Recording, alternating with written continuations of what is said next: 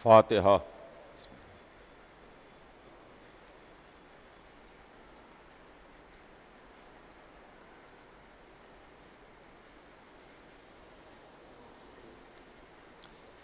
اعوذ باللہ السمیع العلیم من الشیطان اللعین الرجیم، بسم اللہ الرحمن الرحیم۔ الحمد للہ رب العالمین، والصلاة والسلام علی سیدنا و نبینا و شفیعنا بالقاسم محمد وآلہ الطیبین الطاہرین المعصومین، ولعنۃ اللہ علی اعدائہم اجمعین من یومنا ھذا الی یوم الدین۔ اما بعد فقد قال اللہ سبحانہ تبارک و تعالی فی کتابہ المبین وہو اصدق الصادقین۔ بسم اللہ الرحمن الرحیم۔ ان الدین عند اللہ الاسلام۔ خداوند عالم قرآن مجید میں ارشاد فرماتا ہے کہ یقیناً دین اللہ کے نزدیک اسلام ہے۔ سلسلہ بیان ذہن عالی میں ہوگا، ہمارے اور آپ کے درمیان ایک گفتگو کا موضوع اور ایک عنوان چھڑا ہے، اور عنوان ہے سلسلہ ہدایت۔ عزیزان گرامی، یہ زمانہ جس میں آن لائن مجلسیں ہو رہی ہیں، ہم باقاعدہ کہیں پر یکجا ہو کے جمع ہو کے ہم مجلس نہیں کر سکتے،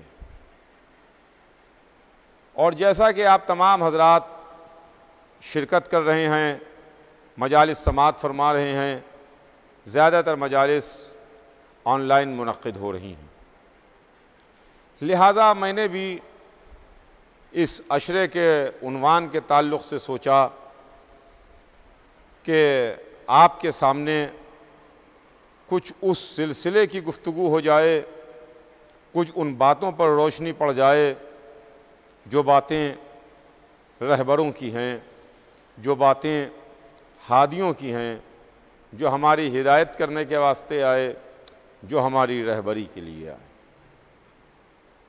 چنانچہ کل میں نے آپ کی خدمت میں حضرت آدم کے تعلق سے کچھ عرض کیا تھا، اور یہ بات آپ کی خدمت میں عرض کی تھی کہ ہمارے قانون بدلتے رہتے ہیں، ہمارے دستور میں تبدیلی آتی رہتی ہے، مگر الہی قانون و دستور جو بن جاتا ہے وہ صبح قیامت تک کے واسطے رہتا ہے، اس میں کوئی تبدیلی کا امکان نہیں ہے۔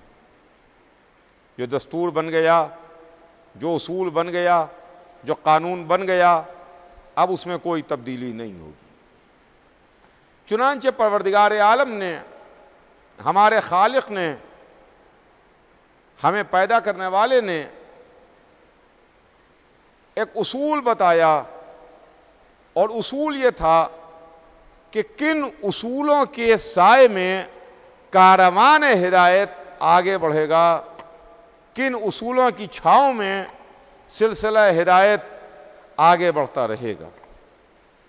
وہ اصول کہیں باہر مرتب نہیں ہوئے، وہ اصول ہمیں کسی حدیث سے نہیں ملے جس کے لیے یہ بحث ہو کہ یہ حدیث معتبر ہے کہ غیر معتبر ہے۔ ہم نے وہ اصول کسی کتاب سے نہیں لیے جس کے لیے یہ بحث کی جائے کہ کتاب کو آپ مانتے ہیں، ہم نہیں مانتے، ہم مانتے ہیں، آپ نہیں مانتے۔ یہ تمام اصول کہ کن اصولوں کے سائے میں سلسلہ ہدایت آگے بڑھے گا، اس کتاب کے اندر موجود ہیں جس میں عالم اسلام میں کوئی اختلاف نہیں ہے، جس کو تمام مسلمان مانتے ہیں، جس پر تمام مسلمان متفق ہیں، یعنی وہ کتاب قرآن مجید، وہ کتاب کتاب اللہ ہے۔ اللہ نے حضرت آدم کے تعلق سے بہت تفصیل کے ساتھ، بہت وضاحت کے ساتھ ان کی خلقت کا ذکر کر دیا، ان کی خلقت کا تذکرہ کر دیا۔ عزیزان گرامی، کل کی مجلس سے آج اپنے بیان کو ربط دیتے ہوئے اپنی بات کو آگے بڑھاؤں۔ کل میں نے بات کو لا کے یہاں پر تمام کیا تھا کہ حضرت آدم کو جنت سے نکالا نہیں گیا بلکہ جنت سے زمین پر بھیجا گیا۔ اس کے واسطے میں بہت تفصیل کے ساتھ، بہت وضاحت کے ساتھ روشنی ڈال چکا۔ آج بیان کا سلسلہ آگے بڑھتا ہے۔ فرشتوں سے مٹی جنت میں منگائی، جنت میں حضرت آدم کا پیکر بنا، پیکر کو درست کیا گیا، مٹی کو گوندھا گیا، پیکر بن کے تیار ہوا۔ جب اللہ نے آدم کے پیکر کو درست کیا، جب اللہ نے آدم کے پیکر کو جنت میں بنایا، تو قرآن میں ہے کہ اس کو ہم نے اپنے دونوں ہاتھوں سے درست کیا۔ آپ قرآن اٹھا کے دیکھیے، آپ کو کتاب اللہ میں مل جائے گا کہ اللہ کہتا ہے کہ پیکر آدم کو ہم نے اپنے دونوں ہاتھوں سے بنایا اور دونوں ہاتھوں سے درست کیا۔ ہم تو قرآن پڑھ رہے تھے اور پہلے ہی دن ہماری توحید میں ایک سوال کھڑا کر دیا، کوشچن مارک لگا دیا کہ معبود پالنے والے، ہم تو تیرا یہ تصور رکھتے ہیں کہ تیرے ہاتھ نہیں ہیں، تیرے پیر نہیں ہیں، تیری ذات ہاتھ و پیر سے مبرہ ہے، لیکن پھر تو نے اس کتاب میں کیوں کہا کہ ہم نے اپنے دونوں ہاتھوں سے آدم کے پیکر کو درست کیا، آدم کا پیکر بنایا؟ قرآن کی تلاوت کرتے ہوئے ہم آگے بڑھے۔ آدم کے بعد جب ہم جناب نوح تک پہنچے تو جناب نوح کے تعلق سے آواز قدرت آئی، نوح سفینہ بناؤ، میری نگاہوں کے سامنے بناؤ، میری نظروں کے سامنے بناؤ۔ یہاں پر میں ہاتھ جوڑ کے عرض کروں اللہ کی سرکار میں کہ معبود پالنے والے، یہ تیری کیسی توحید ہے، ہم کیسا تیرا تصور رکھتے ہیں؟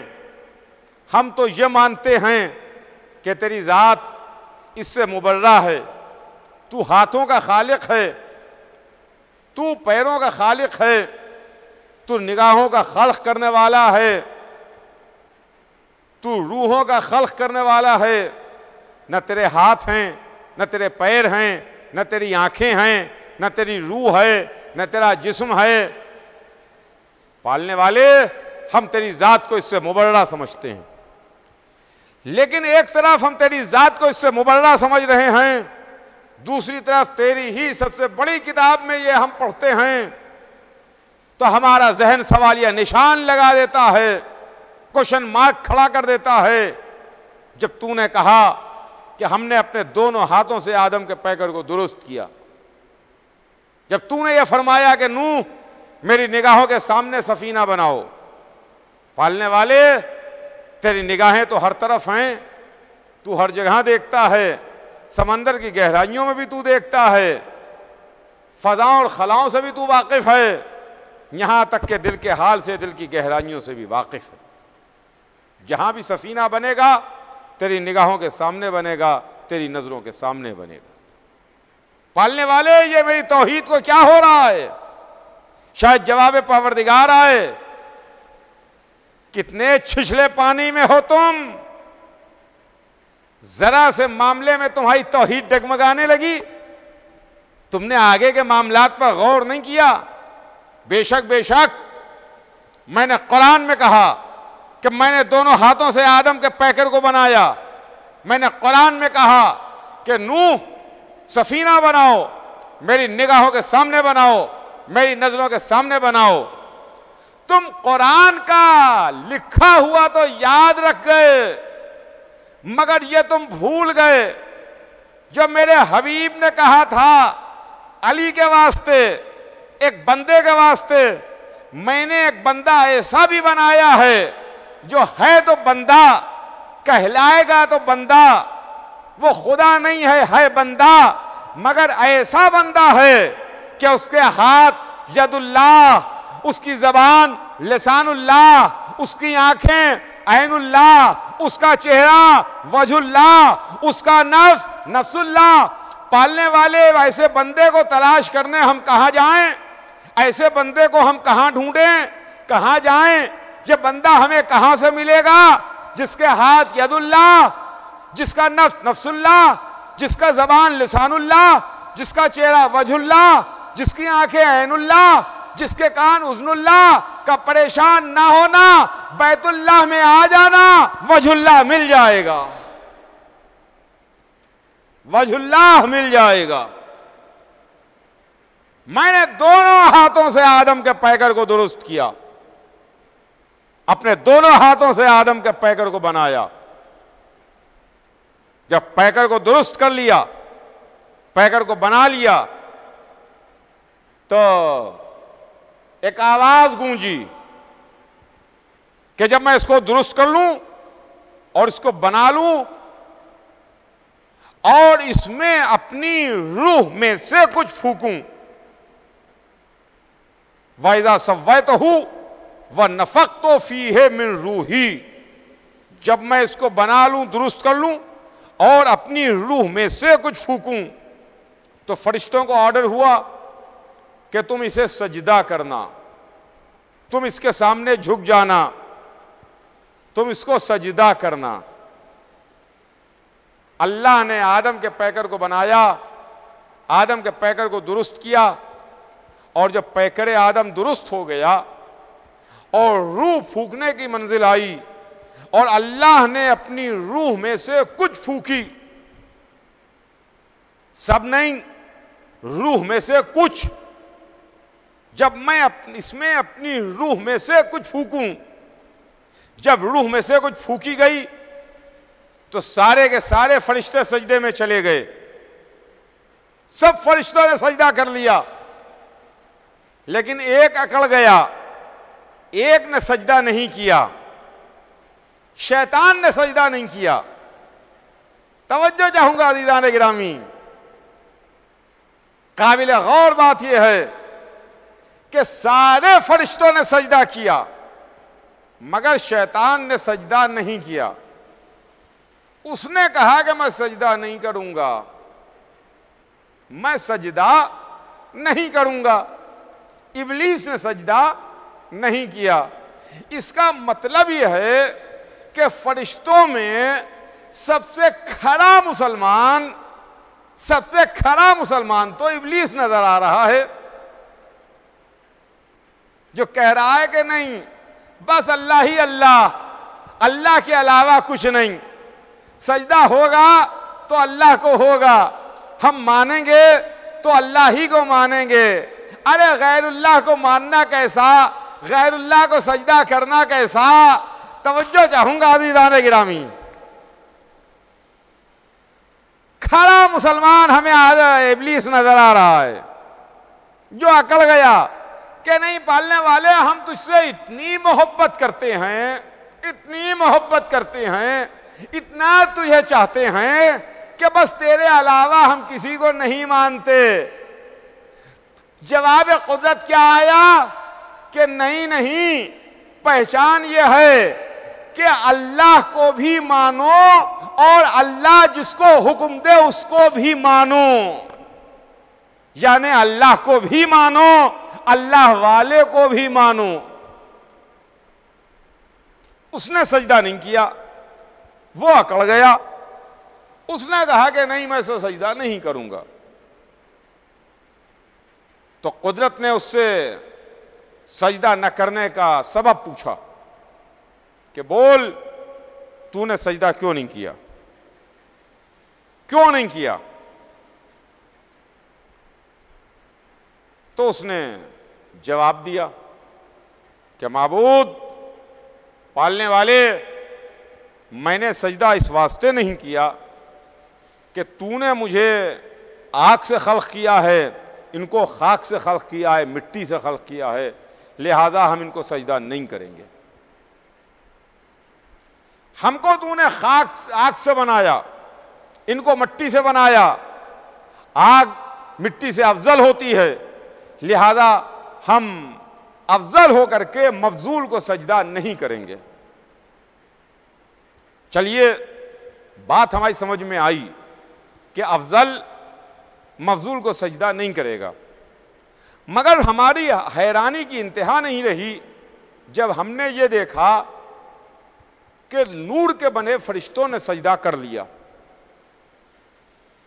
جو درمیانی تھا آگ والا اس نے سجدہ نہیں کیا، جو آگ سے بھی سپیریئر ہے، افضل ہے، بڑا ہے، نور، اس نے سجدہ کر لیا۔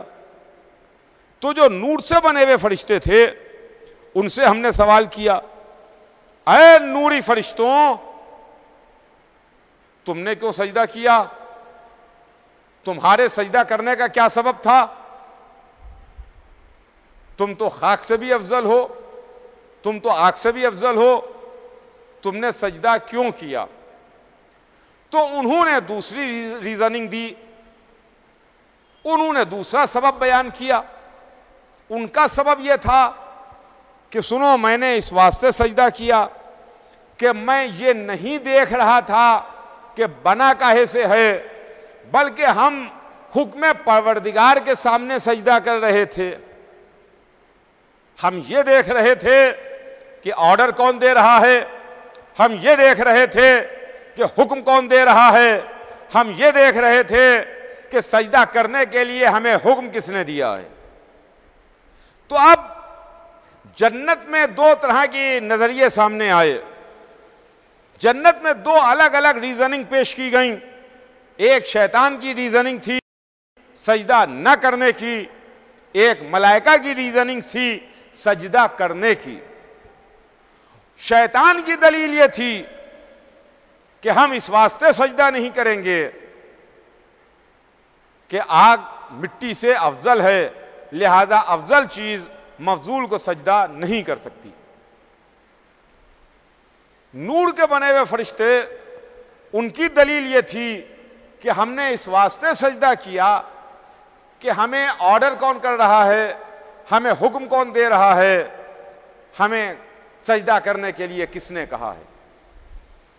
تو اب عزیزان گرامی، ابھی پہلا انسان خلق ہو رہا ہے، انسان اول کے جسم میں روح پھونکی گئی ہے کہ دو نظریے سامنے آئے، دو آئیڈیالوجیز سامنے آئیں، دو مکتب فکر سامنے آئے، دو اسکول آف تھاٹ سامنے آئے۔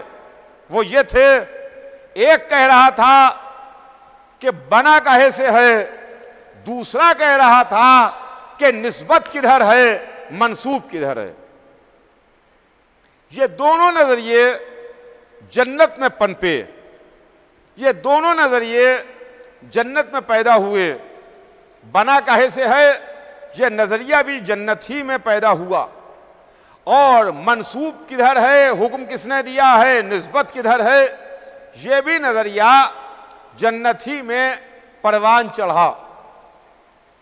آج بھی عزیزان گرامی ہمارے درمیان یہی دو نظریے موجود ہیں، ایک ہے شیطانی نظریہ، ایک ہے ملکی نظریہ۔ شیطانی نظریہ یہ ہے کہ بنا کاہے سے ہے، ملکی نظریہ یہ ہے کہ منسوب کدھر ہے، نسبت کدھر ہے، حکم کون دے رہا ہے۔ آج کچھ لوگ بہت کھڑے مسلمان ہو کے کہتے ہیں کہ صاحب آپ لوگ جو علم چومتے ہیں، تابوت کو بوسہ دیتے ہیں، تعزیہ چومتے ہیں، زری کو بوسہ دیتے ہیں، تو یہ کپڑے کو چومتے ہیں، کاغذ کو چومتے ہیں، لکڑی کو چومتے ہیں۔ یہ لکڑی کو چومنا کیسا، کاغذ کو چومنا کیسا، کپڑے کو چومنا کیسا، یہ چومنا کیسا ہے؟ تو اس سلسلے میں پہلے آپ معاملے کو سمجھ کے چلیے تو معاملہ خود بخود سامنے آ جائے گا۔ دیکھیے، ایک ہے تعظیم، احترام، اور ایک ہے عدم احترام، احترام نہ کرنا، تعظیم نہ کرنا۔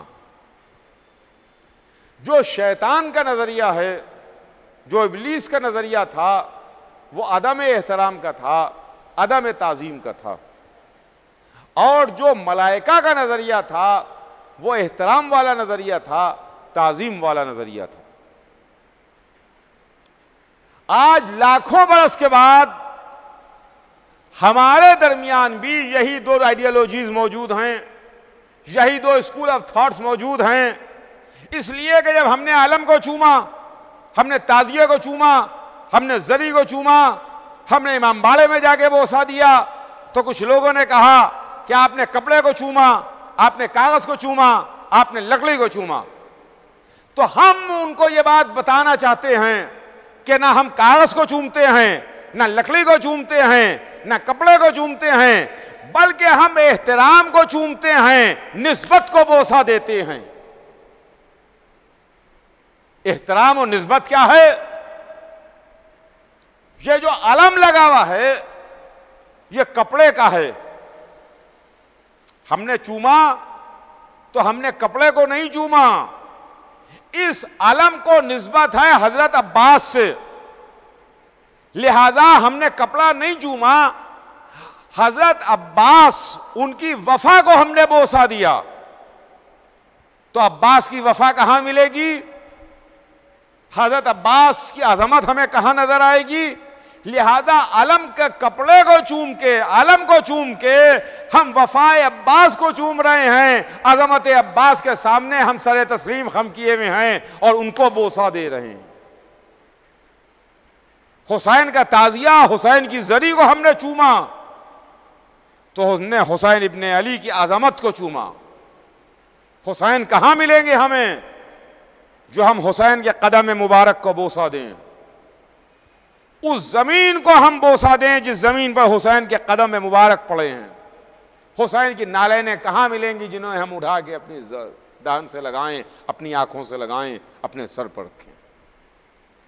ہم نے تعزیہ بنا کے، ہم نے زری بنا کے، ہم نے کاغذ کی زری بنا کے، لکڑی کی زری بنا کے، سونے چاندی کی زری بنا کے حسین کی عظمت کو بوسہ دیا ہے، حسین کی قربانی کو بوسہ دیا ہے، حسین کے احترام کو بوسہ دیا ہے۔ یہ فکر ہے، یہ نظریہ ہے۔ اب وہ لوگ جو یہ کہتے ہوئے نظر آتے ہیں کہ آپ نے کپڑے کو چوما، آپ نے کاغذ کو چوما، تو ان کے واسطے ہم یہ سمجھتے ہیں کہ یہ شیطان کا نظریہ لیے ہوئے پیدا ہوئے ہیں، اور جو کپڑے کو چوم رہے ہیں، کاغذ کو چوم رہے ہیں، نسبت کو چوم رہے ہیں، احترام کو بوسہ دے رہے ہیں، ان کے واسطے ہم یہ نظریہ رکھتے ہیں کہ یہ ملائکہ کا نظریہ لے کے پیدا ہوئے ہیں۔ تو معلوم یہ ہوا ہمارے درمیان آج ابلیس کے ماننے والے بھی موجود ہیں، آج ملائکہ کی سیرت پر چلنے والے بھی موجود ہیں۔ تو یہ منزل ہے عزیزان گرامی۔ جنت میں شیطان اکڑ گیا کہ نہیں میں سجدہ نہیں کروں گا۔ قدرت نے اس سے پوچھا، اس سے سوال کیا، تو نے سجدہ کیوں نہیں کیا؟ تو نے غرور کیا؟ تو نے تکبر کیا؟ یا تو بڑے لوگوں میں تھا؟ سنیے گا عزیزان گرامی، تو نے غرور کیا، یہ قدرت ابلیس سے سوال کر رہی ہے، ابلیس سے کوشچننگ ہو رہی ہے کہ تو نے سجدہ کیوں نہیں کیا؟ تو نے غرور کیا، تو نے تکبر کیا، یا تو بڑے لوگوں میں تھا؟ پالنے والے، اگر ابلیس نے غرور کیا ہے تو غلط کیا ہے۔ تیری کبریائی کے سامنے غرور کیسا؟ تکبر کیا ہے، غلط کیا ہے۔ تیری بزرگی کے سامنے تکبر کیسا، غرور کیسا؟ تیرے سامنے کس کا غرور، تیرے سامنے کس کا تکبر؟ غرور اور تکبر بالکل غلط ہے۔ لیکن پالنے والے، ایک بات ہماری سمجھ میں نہیں آتی، یہ جو تو نے کہا کہ کیا تو بڑے لوگوں میں استکبرتا ان کنت من العالین، تو نے غرور کیا، تکبر کیا، یا تو عالین میں ہے، بڑے لوگوں میں ہے؟ بڑے لوگوں میں، عالین میں، عالین جمع ہے علی کی، علی کی جمع ہے، پلورل ہے عالین، تو بڑے لوگوں میں۔ اس کا مطلب یہ ہے کہ آدم کی خلقت کے پہلے کچھ علی ہیں، کچھ علی ہیں، تبھی تو قدرت کہہ رہی ہے کہ تو عالین میں تو نے سجدہ کیوں نہیں کیا؟ پالنے والے، یہ بات ہماری سمجھ میں نہیں آئی۔ اگر غرور ہے تو غلط ہے، تکبر ہے تو غلط ہے، مگر عالین کا فلسفہ ہماری عقل میں نہیں آ رہا ہے۔ یہ بڑے لوگوں میں کیا ہے؟ لیکن قرآن ہے عزیزان گرامی، اس کو تو آپ کو ماننا پڑے گا، یہاں رکنا پڑے گا، ٹھہرنا پڑے گا، تیزی کے ساتھ بھاگنا نہیں ہے۔ ٹھہریے، رکیے، غور کیجئے، آیت کو 10 بار نہیں 100 بار پڑھیے، تفسیریں اٹھا کے دیکھیے، تاریخ میں جائیے، احادیث میں جائیے، کتابوں کے ورق گردانی کیجئے، تب عالین سمجھ میں آئے گا، تب سمجھ میں آئے گا کہ عالین کون ہیں۔ کچھ علی ہیں، کچھ عالین ہیں، کچھ بڑے لوگ ہیں جن کو آدم کو سجدہ کرنے سے مستثنا رکھا گیا، جن کو ایگزمپٹ کیا گیا، الگ کر دیا گیا کہ وہ آدم کو سجدہ کریں، یعنی جو بڑے لوگ ہیں وہ آدم کو سجدہ نہیں کریں گے۔ تبھی تو قدرت نے کہا کہ تو بڑے لوگوں میں تھا جو تو نے سجدہ نہیں کیا۔ تو اب آئیے ہم تلاش کریں کہ بڑے لوگ کون ہیں، اس لیے کہ بڑوں کی تلاش کرنا بھی بہت ضروری ہے۔ اگر ہم بڑوں کو تلاش نہ کریں تو بہت غلط بات ہو جائے گی، اگر ہم بڑوں کو تلاش نہ کریں۔ اس لیے کہ قرآن ان کو بڑا کہہ رہا ہے، اللہ اس کو بڑا کہہ رہا ہے۔ یعنی مثال ہے عزیزوں، اس لیے کہ ہمارے پاس دوسری لفظیں نہیں ہیں، ہمارے پاس سمجھانے کے واسطے کوئی دوسرا معاملہ نہیں ہے کہ جو ہم آپ کو بتا سکیں، سمجھا سکیں، آپ کو کن لفظوں میں سمجھائیں۔ مثال کے طور پر یہ ہمارا ملک ہے ہندوستان، جہاں سب سے بڑی کرسی، سب سے بڑی شخصیت، سب سے بڑی ذات جو ہندوستان کی کانسٹیٹیوشن کے حساب سے ہے وہ صدر ہندوستان ہے۔ سب سے بڑا ہندوستان کا صدر ہوتا ہے، صدر محترم سب سے بڑے ہیں ہندوستان میں۔ اب جو ہندوستان کا صدر ہے، سب سے بڑا ہے، وہ اگر کسی کو بڑا کہے تو سوچنا پڑے گا نا کہ وہ بڑا کون ہے جس کو صدر بڑا کہہ رہا ہے، وہ بڑا کون ہے جسے پریزیڈنٹ بڑا کہہ رہا ہے۔ تو قرآن کہہ رہا ہے کہ تو بڑے لوگوں میں تھا، تو جو کائنات عالم کا خالق و مالک ہے، سب سے بڑا ہے، وہ کہہ رہا ہے کہ تو کیا بڑے لوگوں میں تھا؟ تو ہمیں سرسری نظر سے پڑھتے ہوئے گزر نہیں جانا چاہیے، بلکہ رکنا چاہیے، ٹھہرنا چاہیے، غور کرنا چاہیے کہ بڑے لوگ کون ہیں۔ تلاش کیجئے آپ، میں چیلنج دیتا ہوں علماء اسلام کو کہ آپ بتائیے کہ آدم کی خلقت کے پہلے کون بڑے لوگ ہیں جن کو قرآن کہہ رہا ہے کہ تو بڑے لوگوں میں تھا، تو نے سجدہ کیوں نہیں کیا؟ میں اپنے سوال کا جواب چاہتا ہوں علماء اسلام سے، وہ بڑے لوگ کون ہیں؟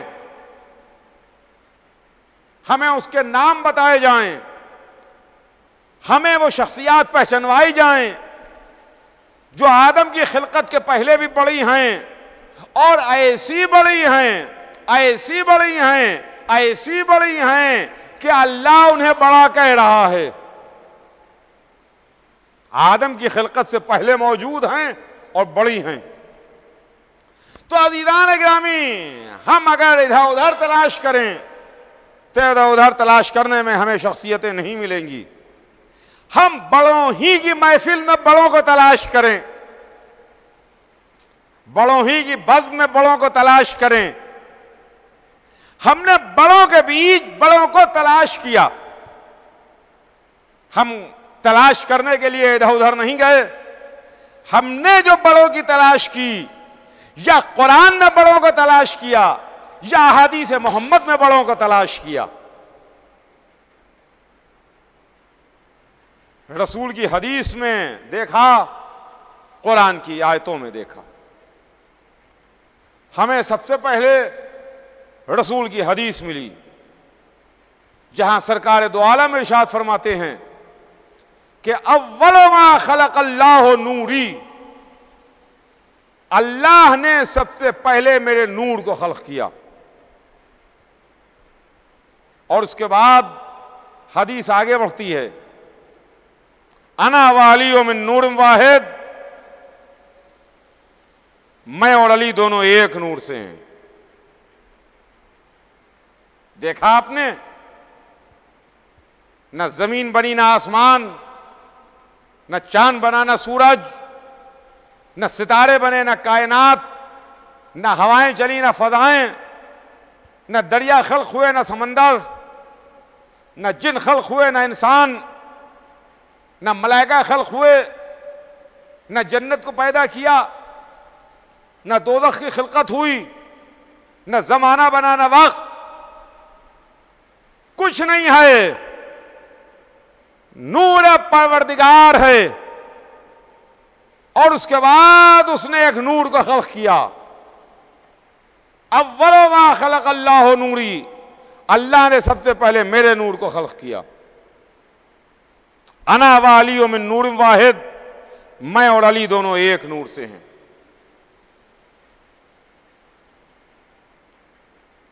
ایک حدیث، ایک بات۔ اس کے آگے بڑھیے، قرآن کی آیت پکارتی ہے نہیں، احادیث رسول پکارتی ہے۔ ابھی حدیث ہے، کنت نبیان آدم بین الماء والتین، میں نبی تھا اور آدم آب و گل میں تھے۔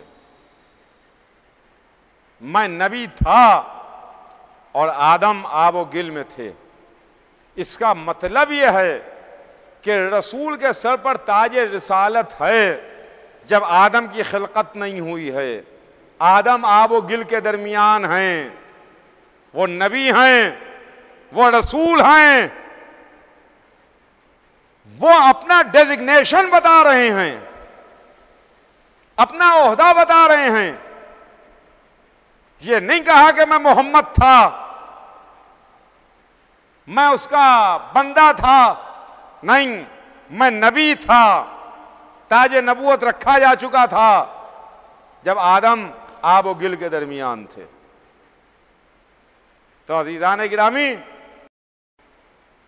کچھ لوگ ہیں، کچھ بزرگ ہستیاں ہیں جو آدم کی خلقت سے پہلے بھی بڑی ہیں، کائنات کی خلقت سے پہلے بھی بڑی ہیں، فرشتوں کے خلق ہونے سے پہلے بھی بڑی ہیں۔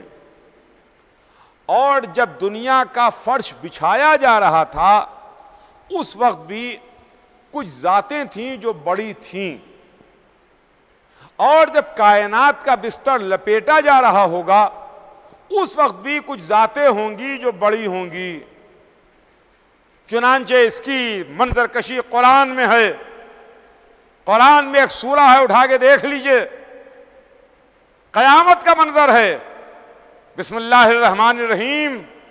اذا زلزلت الارض زلزالها, وہ دن جس دن زمین کس کے ہلا دی جائے گی, زور سے ہلا دی جائے گی. اس دن کیا ہوگا؟ زمین کو زلزلہ ہوگا, زمین کپکپا رہی ہوگی کہ ایک انسان زمین پر ہاتھ رکھ کے کہے گا کہ زمین تجھے کیا ہو گیا ہے, تجھے کیا ہو گیا ہے. تو زمین اپنے دل کے حال بیان کرے گی, زمین اپنے راز اگلے گی. انسان زمین پر ہاتھ رکھ کے کہے گا. وہ انسان کون ہے؟ ہم نہیں ہیں, آپ نہیں ہیں, کوئی مولانا نہیں ہیں, کوئی عالم نہیں ہیں, کوئی مفتی نہیں ہیں, کوئی حاجی صاحب نہیں ہیں. ایک انسان ہے جو زمین پر ہاتھ رکھ کے کہے گا کہ تجھے کیا ہو گیا ہے. تو زمین اس سے بولے گی, زمین اس سے باتیں کرے گی, زمین اس سے اپنے دل کے چھپے ہوئے راز ظاہر کرے گی. وہ انسان کون ہے؟ تفسیر میں جا کے دیکھیے تو وہ انسان کوئی غیر نہیں ہے, وہ انسان وہی ہے کہ جو ابو تراب ہے, جس کا نام علی ہے. جب کائنات بن رہی تھی تب بھی وہ علی تھے, جب کائنات کا بستر لپیٹا جا رہا ہوگا تب بھی وہ علی ہوں گے, تب بھی وہ علی ہوں گے. تو نے غرور کیا, تو نے تکبر کیا, یا تو بڑے لوگوں میں تھے؟ اب سمجھ میں آیا کہ بڑے لوگ کون ہیں؟ اول ما خلق اللہ نوری انا والی من نور واحد. بس وقت تمام اور بات تمام. کل انشاءاللہ بات اس کے آگے آپ کی خدمت میں عرض کروں گا. آج وقت تمام ہو رہا ہے, لہذا گفتگو بھی تمام ہو جائے. یہ ہمارے جد, ہمارے بزرگ حضرت آدم ہیں. بے شک جب اللہ نے جناب آدم کو خلق کیا اور حضرت آدم کو پیدا کیا تو جناب آدم نے خلق ہونے کے بعد, بننے کے بعد عرش اعظم الہی پر کچھ نام لکھے ہوئے دیکھے.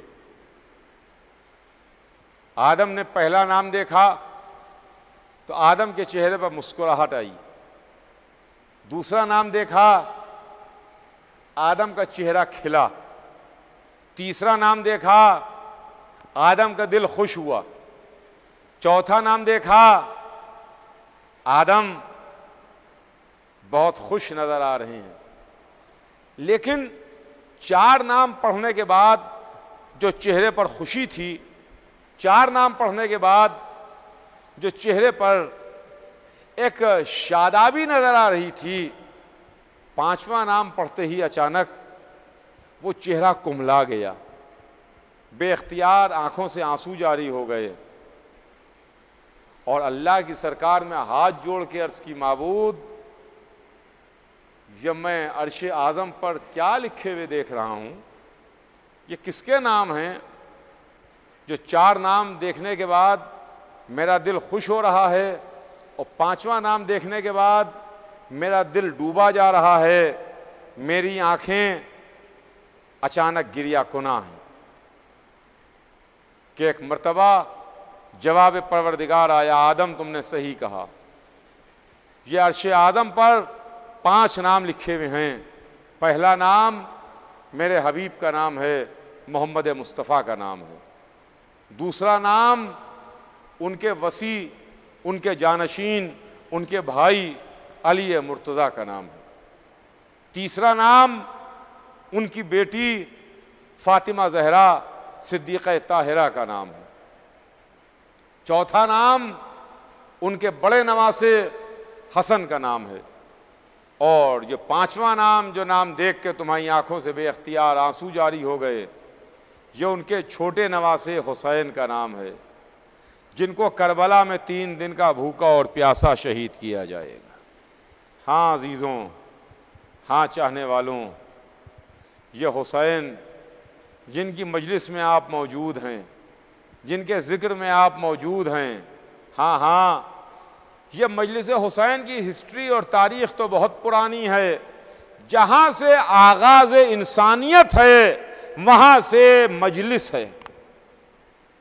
دیکھیں، مجلس، غم حسین میں رونا، غم حسین میں اشک باری، غم حسین میں گریا، یہ ہماری فطرت میں داخل ہے، اس لیے کہ جہاں سے انسانیت ہے، جہاں سے آدمیت ہے، جہاں سے سلسلہ ہدایت شروع ہو رہا ہے، وہاں سے مجلس شروع ہو رہی ہے۔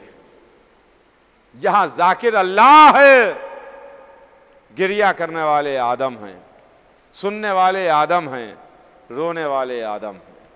ہاں عزیزوں، آدم نے جن کے نام پر جنت میں آنسو بہائے، آج ہم انہی کا ذکر کر رہے ہیں، ہم انہی پر آنسو بہا رہے ہیں، انہی کی یاد منا رہے ہیں۔ انہی حسین کا غم ہے، انہی حسین کی عزا ہے، انہی حسین کا ماتم ہے۔ آج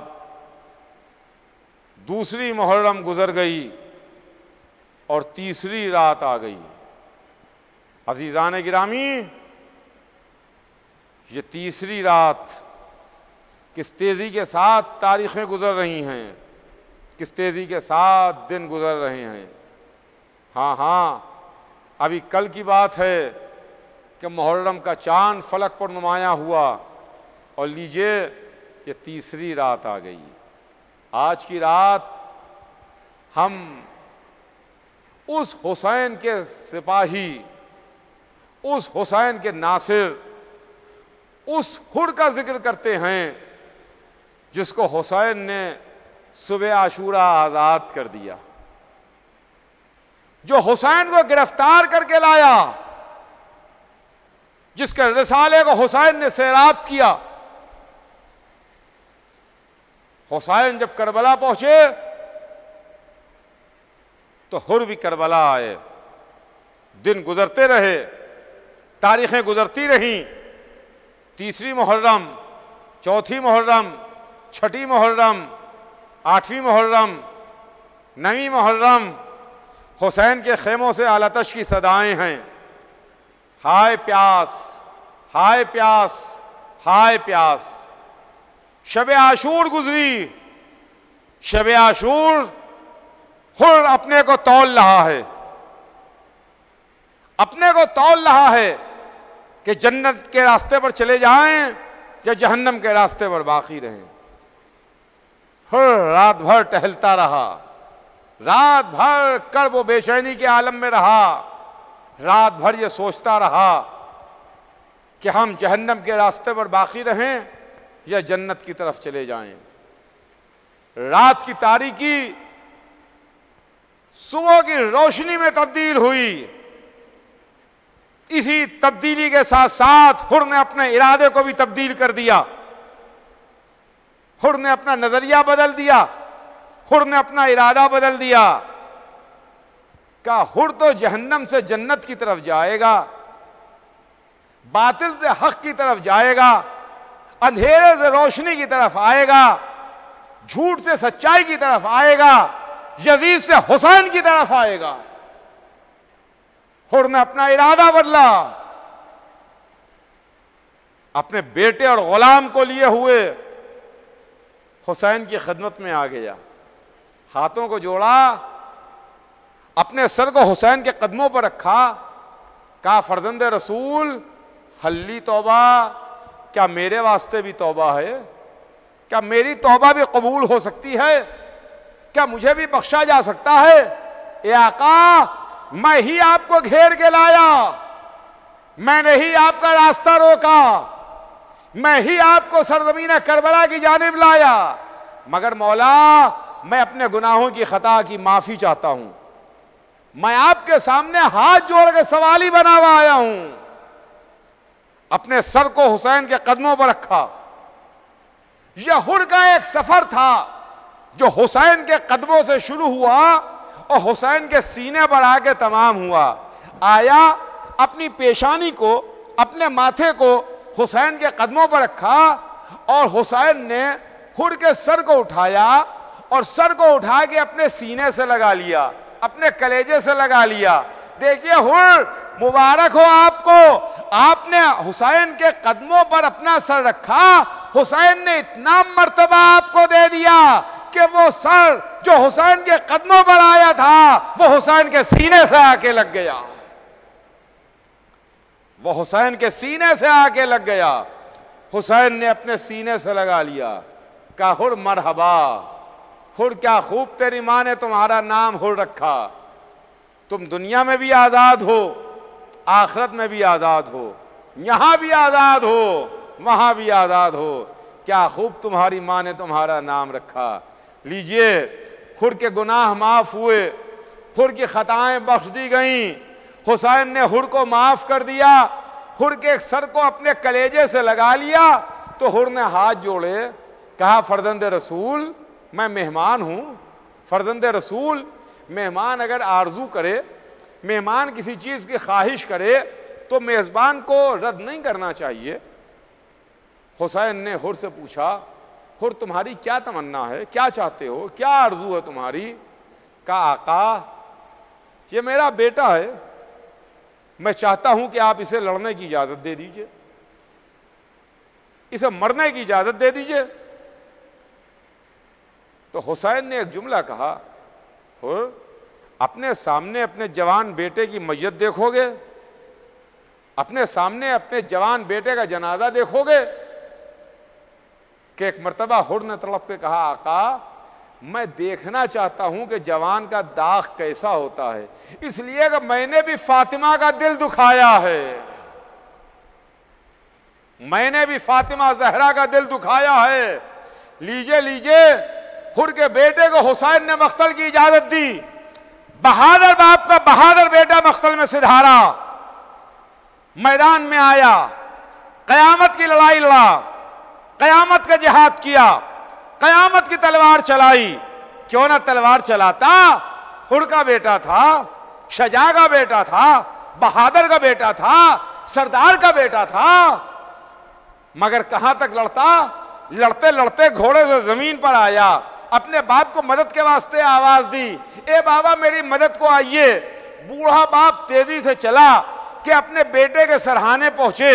اب جو قریب پہنچا تو دیکھا حسین پہلے سے موجود تھے. ہر کے بیٹے کا سر حسین کے زانو پر تھا. ہر نے ہاتھوں کو جوڑ لیا، کہا آقا آپ مجھ سے پہلے آ گئے، اے آقا آپ مجھ سے پہلے آ گئے. حسین نے کہا کیوں نہ آتے، کیوں نہ آتے، آخر تم تو میرے مہمان ہو، تم تو میرے مہمان ہو. یہ تمہارا بیٹا میرا مہمان ہے، میزبان کا فرض بنتا ہے. کہ ایک مرتبہ اس میدان جنگ کے شہسوار نے، اس تجربے کار ہر نے اپنے بیٹے کی پٹلیوں کو پلٹتے ہوئے دیکھا، میدان میں ایڑیوں کو رگڑتے ہوئے دیکھا، جسم سے روح کو نکلتے ہوئے دیکھا. سمجھ گیا کہ بیٹے کی آنکھیں بند ہو گئیں، بیٹا جنت کی جانب چلا گیا. کہ ایک مرتبہ ہر نے اپنی آستینوں کو الٹا، آستینوں کو پلٹا. حسین نے ہر کے چہرے کو دیکھا، کہا ہر کیا ارادہ ہے، کیا چاہتے ہو؟ کیا جوان بیٹے کا جنازہ اٹھانا چاہتے ہو؟ ہر ایسا نہیں ہوگا، میں موجود ہوں، میں تمہارے بیٹے کا جنازہ اٹھاؤں گا، میں تمہارے بیٹے کی میت اٹھاؤں گا. ہر ایسا نہیں ہوتا کہ اگر کسی کا جوان بیٹا مر جائے تو بوڑھا باپ جنازہ اٹھائے. اتنا کہتے کہتے حسین نے ہر کے بیٹے کا جنازہ اٹھایا. اے میں کہوں گا ہر شرط وفا یہ ہے کہ عصر عاشور آ جانا، جب بوڑھا باپ جوان بیٹے کا جنازہ اٹھا رہا ہو، آگے کہہ دینا اے آقا آپ نے صبح کو کہا تھا بوڑھا باپ جوان کا جنازہ نہیں اٹھاتا، علی اکبر کی میت ہم اٹھائیں گے۔ اٹھ کے بیٹے کا جنازہ حسین نے اٹھایا، ہائے علی اکبر کی میت اکیلے حسین نے اٹھائی، آواز دی بچوں آؤ علی اکبر کو لے جاؤ، واہ حسینہ واہ علی اکبر کی صدائیں بلند۔